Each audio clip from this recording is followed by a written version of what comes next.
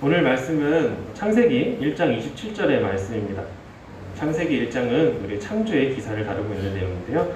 이 말씀은 하나님께서 우리 사람을 자기의 형상, 곧 하나님의 형상대로 이 사람을 창조하셨다라고 말을 합니다.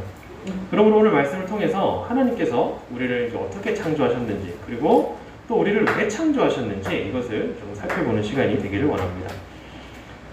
우리가 지금 살고 있는 시대는 창조보다는 진화가 더 믿을 만하다고 생각하는 시대입니다.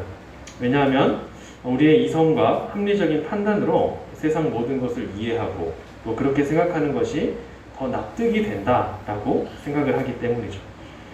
그리고 이 진화론의 교육을 학교에서 계속 배우게 되고, 또 이 진화론의 교육을 받은 그 지식의 배경으로 만들어진 그런 영상, 영화, 미디어, 책 등등에 우리가 많이 노출이 되어 있다는 것입니다. 그래서 대부분 이 시대를 지배하고 있는 이 현대의 사상은 사람이라는 것은 오랜 기간에 걸쳐서 발달했다, 또 우연을 통해서 진화된 결과물이다 라고 생각하는 것이 일반적인 상황이 되었습니다. 심각한 문제는 이러한 생각들이 하나님을 믿는다고 하는 우리 교회, 그리고 또는 이 기독교인들에게도 많이 이제 주입이 되어 있다는 것이죠. 그래서 젊은 층으로 갈수록 하나님의 존재에 대해서 많은 의심을 하게 되고, 또 하나님께서 자신의 영광을 위해서 이 세상과 우리를 창조하셨다는 그 사실에 대해서 자꾸 의심을 하게 되는 것입니다. 그렇다면 만일 우리가 하나님의 형상으로 창조된 것이 아니라면 우리는 어떤 존재가 되는 것일까요? 정말 세상이 말하는 것처럼 우리가 우연히 만들어진 존재라면 우리의 삶은 어떻게 되는 것일까요? 이 수요일날 이 교리 설교를 시작하면서 처음 살펴봤던 것이 우리 인간에게 희망이 존재할 수 있는가, 우리 인간에게 소망과 위로가 있을 수 있는가, 이것을 계속 생각해 보았었는데요.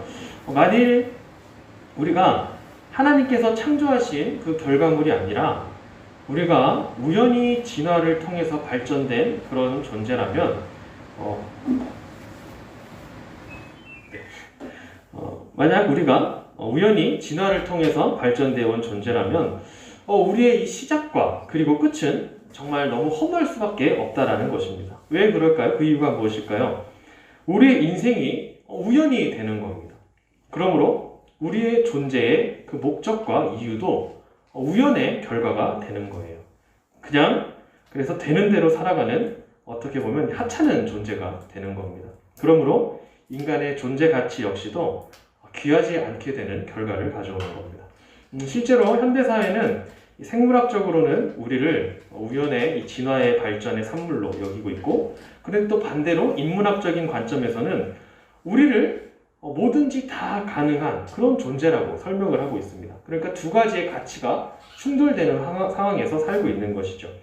그러므로 인간의 이 존엄성에 대해서 내 자신은 무엇이든지 다 가능한 그런 귀한 존재로서 생각하게 되고, 남을 바라볼 때는 어떻게 바라볼까요? 남은 우연히 만들어진 그런 우연의 존재로 여기게 되는 겁니다. 그것이 우리를 점점 더 어떻게 보면 이기적인 상태로 만드는 것 같습니다. 대부분 사회의 많은 문제들이 자신만 생각하는 그런 이기적인 태도에서 나오는 것을 보면 알 수 있죠. 하지만 우리가 하나님의 형상으로 창조되었다라고 한다면 우리의 삶과 목적과 가치는 하나님의 뜻 가운데 존귀하고 또 하나님께 영광을 돌리는 그 존재가 된다는 것입니다. 그러면 우리는 하나님께서 이 세상 모든 만물을 창조하셨다는 사실을 믿죠. 또 우리도 하나님께서 창조하신 하나님의 형상인 것을 믿고 고백하죠. 그리고 그 사실이 우리의 존재 가치에 희망이 되고 소망이 되고 또 위로가 될 수 있는 것입니다. 그렇다면 창조라는 것은 무엇일까요? 먼저 창조는 우리의 믿음과 굉장히 밀접하게 연결되어 있습니다. 그러면 믿음은 또 무엇일까요? 세상은요, 이 믿음이라는 것에 대해서 어떠한 심리적인 태도나 신념으로 바라봅니다. 그러므로 사랑과 선행을 하는 이유는 심리적인 태도에서 나온다라고 얘기를 합니다. 그리고 그들이 말하는 신앙심으로 어떤 어려움이 닥쳐왔을 때 이겨낼 수 있는 것, 그것이 바로 어떤 신념, 심리적인 그런 힘으로 이겨낸다라고 하는 거죠. 결국은 모든 종교는 동일하다고 생각하고, 또한 종교를 믿는 것은 마음이 약해서 마음이 연약해서 믿는 것이다 라고 말하죠. 하지만 우리가 믿는 이 믿음이라는 것은 이 믿음의 시작은 하나님께서 세상을 창조하셨다라는 그 믿음에서 시작을 하는 겁니다. 하나님께서 전능하신 능력으로 우리와 세상을 창조하시고 지금도 그 창조의 능력으로 이 세상을 붙들고 계시고 이제는 그 섭리로 모든 것을 통치하고 계신다. 그것을 바로 우리의 믿음이다 라고 얘기를 할 수 있는 겁니다. 그렇다면 우리가 창조를 믿을 수 있는 이유는 무엇일까요? 우리가 다 창조를 믿고 있잖아요. 근본적으로 그리스도께서 우리를 택하여 주시고 그러므로 지금 우리와 함께 성령 하나님께서 함께 계시고 그러므로 우리는 성경의 모든 말씀을 우리 마음으로 믿을 수 있게 되었던 거죠. 하지만 이 창조에 대해서도 우리가 조금은 논리와 이성적으로 창조를 생각해 볼 필요가 있다는 겁니다. 이것을 조금 어려운 말로 이제 유심논증이다라고 얘기를 할 수 있습니다. 하나님이 계신가 안 계신가 좀 어려운데 재밌어요. 먼저 이 존재론적인 논증이 있습니다. 한번 우리가 생각을 한번 해보겠습니다. 우리 마음 가운데에 어떠한 절대적이고 완전한 존재를 한번 상상해 보는 겁니다. 그리고 우리가 생각하는 이런 절대적인 존재, 완전한 존재, 정말 착하고 사랑이 넘치고 능력이 있고 그런 완벽한 인간, 그런 것들이 이제 우리 마음속에 그려지는 것이 있잖아요. 그것이 어떻습니까? 그 가치, 우리가 생각할 때 완벽한 그 인간의 모습을 생각할 때 그 모습이 어떠할까요? 그 가치가, 그 사람의 가치와 기준이 굉장히 폭력적이거나 아니면 남들을 힘들게 하는 그런 사람일까요? 우리 생각에 완벽한 인간이 있다라고 생각을 해보는 거예요. 그런 그 완벽한 사람은 남을 힘들게 하는 존재일까요? 남을 어렵게 하는 존재일까요? 아니면 정말 품어주고 사랑하는 존재일까요? 그렇다면 이 완벽한 존재가 과연 인간이 될 수 있을까요? 네, 말이 어렵나요? 우리 생각에 가장 완벽한 존재를 한번 그려보는 거예요. 가장 완벽한 존재, 그런 존재가 과연 인간일 수 있을까 생각해보는 겁니다. 인간일 수 있을까요? 어렵나요? 네, 없습니다. 그런 존재가 존재한다면 그것은 오직 하나님뿐이라는 거예요. 그리고 그러한 개념을 우리 이성 가운데에 존재한다. 만약에 하나님이 계시지 않는다면 우리가 그런 존재에 대해서 상상할 수 있을까라고 물어보는 거예요. 왜냐하면 우리가 이 세상에 없는 것을 상상할 수 있을까요? 우리가 이 세상에 없는 것을 상상할 수 있을까요? 우리는 한계적이기 때문에 무에서 유를 창조하지 못합니다. 우리의 상상력은 무엇인가 한계를 보거나 경험하거나 그것에서부터 우리가 시작을 하는 거예요. 그러므로 하나님이 존재하기 때문에 우리의 이성 가운데에 하나님의 그 미세한 하나님의 그 모습을 우리가 신에 대한 개념을 가지고 있다라는 것입니다. 말이 조금 어려운데 대부분의 사람들이 이 내용을 이제 이해하지 못하는 이게 무슨 말이야? 그리고 또 반박을 하는 거예요. 세상이 어떻게 창조됐냐? 그런 존재가 있다고 해서 하나님이 어떻게 있는 거냐? 무에서 유로 창조됐다라고 하는 거, 그거 빅뱅으로 만들어진 것이 아니냐?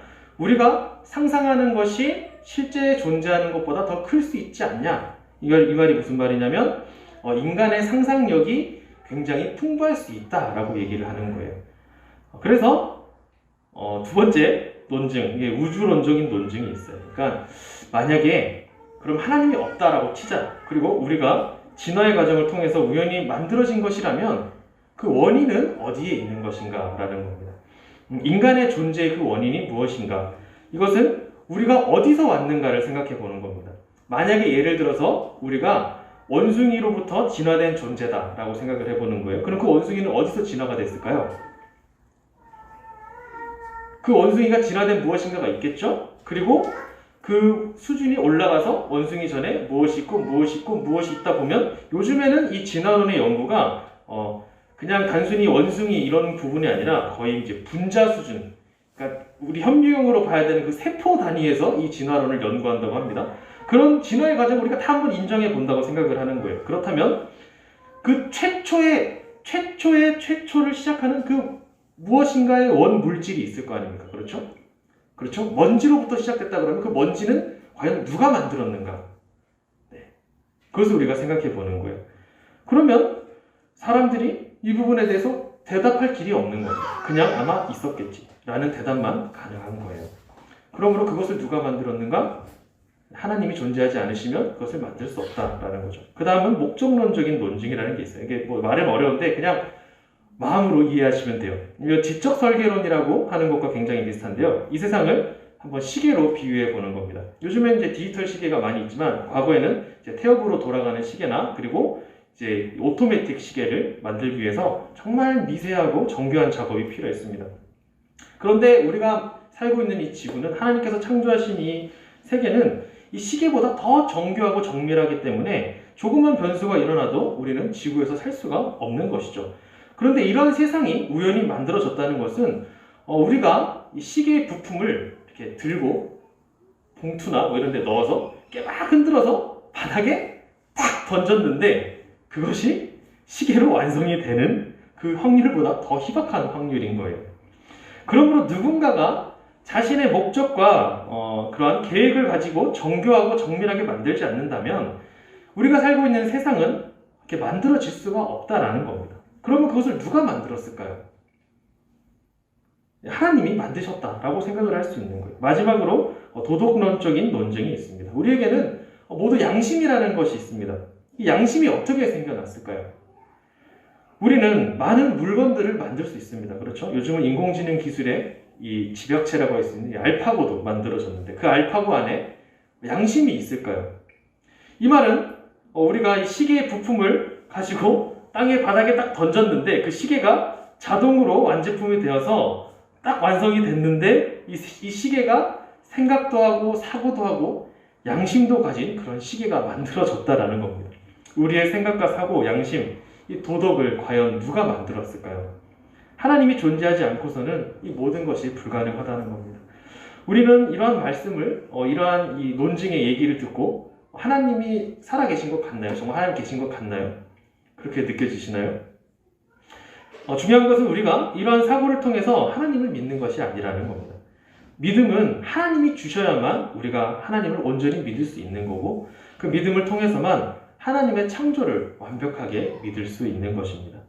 그렇다면 하나님께서는 왜 이 세상을 창조하시고 특히 오늘 본문 말씀인 인간을 창조하셨을까요? 오늘 말씀 28절은 이렇게 얘기합니다. 하나님이 그들에게 복을 주시며 하나님이 그들에게 이르시되 생육하고 번성하여 땅에 충만하라. 땅을 정복하라. 바다의 물고기와 하늘의 새와 땅에 움직이는 모든 생물을 다스리라 하시니라. 하나님께서는 우리를 창조하시고 하나님께서 창조하신 이 세상을 다스리도록 우리에게 명령하셨다는 겁니다. 그런데 여기서 중요한 것은 하나님께서 우리를 어떻게 창조하셨다는 거죠? 우리를 하나님의 형상대로 창조했다는 겁니다. 그렇다면 이 형상이라는 것은 또 무엇일까요? 형상이라고 하는 것은요, 국어사전에 사물의 생긴 모양이나 상태, 그리고 마음과 감각에 의하여 떠오르는 대상의 모습을 떠올리거나 표현함 또는 그런 형태다라고 설명합니다. 좀 어렵게 나와 있지만 우리가 한번 쉽게 생각을 해보겠습니다. 사람도 이 형상을 만들어요. 그렇죠? 특히나 지금도 그렇고 과거에도 그렇고 돈에 우리가 뭘 새겨넣죠? 네, 돈을 보신 분이 없으세요? 돈에는 숫자가 있는 것이 아니라 형상이 있습니다. 사람의 형상을 많이 넣었죠. 지금도 우리 대한민국 지폐, 이 화폐를 보면은 뭐 이순신 장군도 있고 세종대왕도 있고 신사임당도 있고 또 뭐 학도 있고 그렇죠? 그런 것들을 넣고 있는데 그 이유는 무엇일까요? 왜 돈에 그런 것들을 그런 형상을 넣었죠? 그 이유는 이 돈을 보면서 대한민국을 떠올려라. 대한민국을 형상하는 겁니다. 과거에도 이 나라를 통치하던 왕들은 이 화폐에 자신의 얼굴을 동전에 많이 새겨 넣었었죠. 그런 거 보신 적 있으시죠? 그 이유는 자신이 통치하는 나라에 자신의 얼굴을 새겨 넣고 또는 자신의 업적을 알리기 위해서 이 땅을 누가 통치하는가, 내가 대왕이다, 내가 왕이다 이런 것들을 알리기 위해 어떻게 해요? 동전에 자기의 얼굴을 집어넣는 거죠. 그러므로 사람이 형상을 만드는 이유는 그 형상을 보고 이 형상의 본래 대상을 떠올리고 그 대상을 경외하기 위해서라고 할 수가 있는 겁니다. 그러므로 하나님께서 우리를 하나님의 형상으로 만든 것은 우리를 통해서 누구를 떠올려요? 하나님을 떠올려라. 또 우리를 통해서 하나님을 경외하기 위해서 우리를 하나님의 형상으로 만들었다라고 할 수 있는 겁니다. 그런데 그런 하나님의 형상에게 하나님은 무엇을 맡기셨어요? 이 세상 모든 만물을 다스리고 통치하라 라고 하셨다는 겁니다. 이것이 굉장히 우리에게 큰 의미가 있습니다. 우리의 삶을 통해서 우리는 무엇이 드러나야 된다는 거예요? 우리는 하나님의 형상이기 때문에 우리의 삶을 통해서 누가 드러나야 돼요? 그것은 바로 하나님이 드러나야 된다는 겁니다. 우리의 삶을 통해서 하나님의 통치가 이 땅에 이루어지고 있음을 알리는 거예요. 그것이 바로 하나님의 형상인 우리가 해야 할 일이고 또 그 일을 통해서 하나님께 영광을 돌리며 살아가는 것입니다. 그렇다면 우리가 이렇게 생각해 볼 수 있는 거예요. 하나님은 왜 하나님 스스로 이 땅을 통치하시고 계신다고?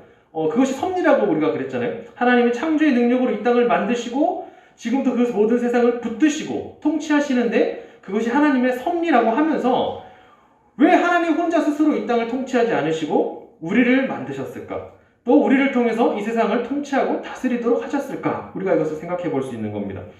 이런 질문은요, 하나님이 혹시라도 외로워서 우리 인간을 창조했다. 또는 하나님께서 혼자 스스로 아무것도 할 수 없는 분이시기 때문에 우리의 도움이 필요해서 인간을 창조한 것이 아니냐라는 오해를 불러올 수도 있습니다. 하지만 하나님은 어떠한 분이시라고 했죠? 하나님은 스스로 존재하는 분이라고 말했습니다. 하나님을 정의할 수 없다. 하나님께서는 나는 나다 라고 말하신 거죠. 하나님께서는 어떤 부족함이나 또는 어떤 도움이 필요한 분이 아니십니다. 하지만 하나님은 사랑의 하나님이시고 또 관계를 통해서 그 사랑을 나타내시는 분이라는 거죠. 사람은 조각상을 세우고 화폐에 자신의 얼굴을 새겨서 자신의 통치와 업적을 드러내고자 하지만 우리 인간은 하나님이 만든 조각상이나 화폐가 아닌 거예요. 바로 하나님과의 관계를 맺으면서 살아갈 수 있도록 우리를 창조하신 겁니다. 왜냐? 하나님의 그 존재 자체를 우리가 바라볼 때 우리가 하나님의 형상인 것처럼 하나님의 속성 가운데 하나님은 삼위일체의 하나님이신 거죠. 그 가운데에 삼 위의 하나님께서 한 분이시지만 이 세 위격이 연합하는 그 놀라운 신비와 연합이 바로 하나님의 속성인 거예요. 그러므로 우리도 하나님의 형상으로서 하나님과 함께 연합하고 관계를 맺고 그리고 하나님의 대리 통치자로서 이 세상을 다스리고 그 다스림을 통하여서 하나님께 영광을 돌리는 것입니다. 그렇다면 하나님의 형상은 정확히 어떠한 것을 얘기하는 걸까요? 우리가 어떻게 하나님의 형상일 수 있을까요? 하나님의 형상이라고 하면 우리가 이제 겉모습을 생각하기 쉬운 거예요. 우리의 모습대로 하나님 손과 발이 있으실까? 하나님 손가락 10개, 발가락 10개, 눈, 코, 입 그렇게 있는 것이 과연 하나님의 형상의 모습일까? 분명히 성경은 하나님은 영이시다라고 말하고 있습니다. 하나님은 영이시기 때문에 우리가 가지고 있는 하나님의 형상은 우리의 외형적인 모습이 아니라 하나님의 속성의 일부분을 하나님의 형상으로 가지고 있는 것입니다. 몇 가지를 살펴볼 텐데요. 먼저 창조의 능력이 있는 겁니다. 우리는 물론 무에서 유를 창조하지는 못합니다. 하지만 하나님께서 주신 능력으로 모방하여서 끝없이 새로운 것을 만들어낼 수 있는 거죠. 그리고 그 창조의 능력으로 이 세상을 다스려라 라고 하나님께서 명령하신 겁니다. 두 번째는 관계입니다. 삼위일체 하나님은 완전하신 관계로 서로 존재한다고 했습니다. 우리가 하나님의 형상으로 창조되었을 때 사람은 서로 관계를 맺으며 살아가도록 하셨다는 겁니다. 그리고 가장 중요한 하나님과의 관계를 맺고 살아라. 그럴 때 우리는 진정한 하나님의 형상으로서 살아갈 수 있는 겁니다. 세 번째는 사랑이라고 할 수 있습니다. 하나님께서 이 세상에 우리 인간을 창조한 목적은 바로 사랑의 관계를 맺기 위해서입니다.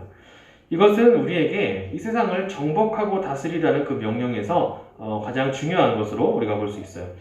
하나님께서 이 땅을 인간에게 맡겨주신 것은 파괴해라, 끝없이 발전해서 이 땅을 망쳐라 라고 하는 것이 아니었던 거예요.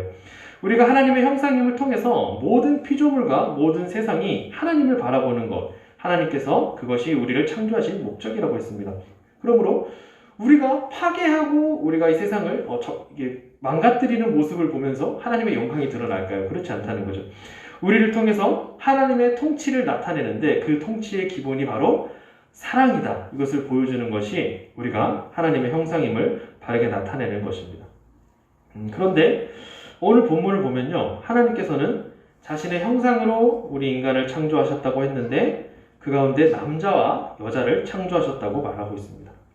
이것은 무슨 말이냐면 하나님께서는 의도적으로 모든 사람을 동일하게 만들지 않았다는 것입니다. 우리가 하나님의 형상이지만 단순하게 외형적인 부분으로 하나님의 형상이라고 말할 수 없는 것은 바로 하나님께서 모든 인간을 다양하게 만드셨기 때문입니다. 그리고 하나님께서 여자를 창조하셨다는 것을 성경은 분명하게 말하고 있습니다. 성경이 쓰여졌던 이 고대 근동의 시대에는 여자의 위치가 그렇게 사회적으로 높지 않았던 시절입니다. 여자는 인간이지 않았던 때도 있었어요. 기분 나쁘시겠지만 여자는 사람이 아니었던 적이 있었던 거죠. 하지만 고대 근동 그 모든 시대가 여자를 인정하지 않을 때 성경은 분명하게 남자와 여자의 차별을 구분하지 않고 동등하게 다 하나님의 형상이다, 하나님께서 창조하셨다라는 것을 말하고 있는 겁니다. 근데 이것을 조금 더 크게 확대하면 우리 모든 사람이 바로 하나님의 형상이라는 것입니다. 그래서 남자, 여자, 인종, 나라 구분 없이 모두가 동일한 하나님의 형상이라는 것이죠. 그러므로 우리 기독교는 차별이 없어야 되는 겁니다. 그러므로 이 사실을 다시 한번 생각해 볼 때 우리는 하나님의 형상입니다. 그리고 이 형상은 우리의 어떤 외형적인 모습이 아니라 하나님의 이 속성, 곧 창조와 관계, 사랑과 같은 그런 영적인 형상으로 우리는 지어진 존재입니다. 그리고 우리는 하나님의 형상으로서 하나님의 창조 목적인 이 땅을 통치하고 다스리고 그 과정을 통해서 하나님께 영광을 돌려드려야 하며 그 과정 가운데 우리는 서로 관계를 맺고 사랑하고 서로 차별 없이 하나님의 형상으로서의 우리 역할을 감당해야 한다는 것입니다. 그렇게 할 때 하나님의 사랑과 창조의 능력, 전능하심, 완전하심을 우리가 온전히 인정할 수 있게 되고 하나님이 진정한 나의 주인이심을 감사하며 찬양하며 살아가게 되는 것입니다. 그것이 바로 하나님을 영화롭게 하는 삶이다. 그리고 우리가 하나님의 형상으로서 바른 삶을 살아가는 것이다 라고 말할 수 있는 겁니다. 그런데 문제가 이제 늘 있는 거죠. 우리의 삶을 한번 돌아보는 거예요. 이렇게 설명을 이제 우리가 하나님의 형상으로 우리가 지음 받았고 창조되어서 하나님의 형상으로서 역할을 감당하며 살아야 되는데 우리 자신의 삶은 어떻습니까? 우리는 하나님의 형상과 다른 삶을 살아가고 있는 것을 볼 수 있는 거죠. 우리가 우리 스스로를 바라볼 때 내 자신이 정말 하나님의 형상으로서 그 삶을 잘 살아가고 있습니까? 우리 주변 사람들과 우리가 바른 관계를 맺으면서 살아가고 있습니까? 아니면 그 관계 가운데에 다툼이나 또는 차별 없이 모두 동일하게 우리가 대우하며 동일하게 관계를 맺으면서 살아가고 있습니까? 그렇다면 하나님과의 관계는 어떻습니까? 우리의 삶을 통해서 하나님의 통치가 온전히 나타나고 있습니까? 우리의 삶을 통하여서 하나님께 영광 돌리는 삶을 우리가 살아가고 있습니까? 이것은 매우 힘들고 어려운 일입니다. 왜냐하면 우리는 죄로 타락하여서 망가진 하나님의 형상을 가지게 된 거예요. 하나님의 형상을 우리가 가지고 있지만 우리가 망가져버린 하나님의 형상인 거죠. 또 세상의 환경으로 인해서 계속해서 하나님과의 관계에서 멀어지게 되는 삶을 살고 있습니다. 고린도후서 4장 4절은 이렇게 말합니다. 그중에 이 세상의 신이 믿지 아니하는 자들의 마음을 혼미하게 하여 그리스도의 영광의 복음의 광채가 비치지 못하게 함이니 그리스도는 하나님의 형상이니라. 여기서 이 세상의 신이라고 하는 것은 정말 많은 것들을 얘기할 수 있습니다. 그것은 돈이 될 수도 있고 우리가 추구하고 있는 권력이나 명예, 그 밖에 이 모든 우상들이 바로 이 세상의 신이 될 수 있습니다. 그리고 이러한 우상들이, 이 세상의 신들이 우리의 마음을 늘 혼미하게 한다는 것입니다. 그런데 이 말씀 가운데에 또 우리에게 희망이 되는 것은 그리스도께서 하나님의 형상이시다라고 말하고 있다는 것입니다. 우리가 할 수 없는 이 하나님의 형상으로서의 삶을 그리스도께서는 살아내셨습니다. 그리고 우리에게 본이 되어주셨고 이제는 그러한 삶을 살도록 우리를 복음 가운데로 인도하여 주신다는 겁니다. 우리가 죄인으로서 하나님의 형상을 잃어갈 때 그리스도께서는 우리를 위해서 이 땅에 오셨고 이제는 우리가 예수님의 뒤를 따라오도록 우리에게 본을 보여주셨습니다. 계속해서 고린도후서 3장 17절에서 18절에는 이렇게 얘기합니다. 주는 영이시니 주의 영이 계신 곳에는 자유가 있느니라. 우리가 다 수건을 벗은 얼굴로 거울을 보는 것 같이 주의 영광을 보매 그와 같은 형상으로 변화하여 영광에서 영광에 이르니 곧 주의 영으로 말미암음이니라. 우리에게는 주님의 영, 곧 성령 하나님이 늘 함께 하십니다. 그리고 성령 하나님은 우리를 자유하게 합니다. 그리고 그와 같은 형상으로 변하게 하신다고 성경은 말하고 있습니다. 우리는 하나님의 형상입니다. 우리는 그렇게 창조되었습니다. 이 사실을 온전히 믿으시길 바랍니다. 그리고 때로는 우리가 하나님의 형상으로서의 삶을 잘 살아내지 못할지라도 먼저 그 삶을 살아계신 하나님의 형상이신 먼저 그 삶을 살아가신 우리 하나님의 형상이신 그리스도를 온전히 바라보길 소망합니다. 그렇게 할 때 우리와 함께 하시는 성령 하나님께서 우리가 바른 하나님의 형상으로서의 그 삶을 살도록 도와주심을 믿습니다. 그리고 또 망가진 하나님의 형상을 바르게 회복시켜 주실 줄도 믿습니다. 우리가 하나님의 형상으로 바른 삶을 살아갈 때 우리는 우리의 창조의 목적과 의미를 바르게 찾을 수 있습니다. 그리고 우리가 하나님의 형상이라는 사실이 우리에게 진정한 희망과 소망과 위로를 줄 수 있습니다. 우리가 바른 하나님의 형상의 삶을 살 때 우리의 삶을 통해서 하나님께 영광 돌리는 우리 모두가 되길 주님의 이름으로 소망합니다. 아멘. 기도하겠습니다. 하나님 감사합니다. 하나님께서 이 세상을 창조하시고 그리고 우리를 창조하심을 감사합니다.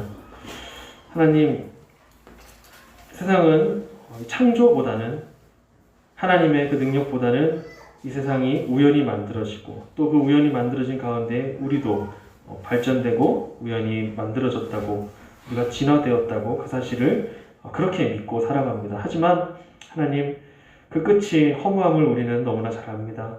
우리가 하나님을 믿음으로 하나님 우리를 창조하셨다는 사실을 믿음으로 우리가 이 땅 가운데 살면서 큰 위로와 소망을 희망을 얻을 수 있게 도와주시고 우리가 하나님의 형상으로 창조되었음을 늘 믿으며 감사하며 하나님의 형상으로서의 삶을 온전히 살아낼 수 있는 우리 모두에게 도와주시옵소서. 감사합니다. 이 모든 기도 예수님의 이름으로 기도합니다. 아멘.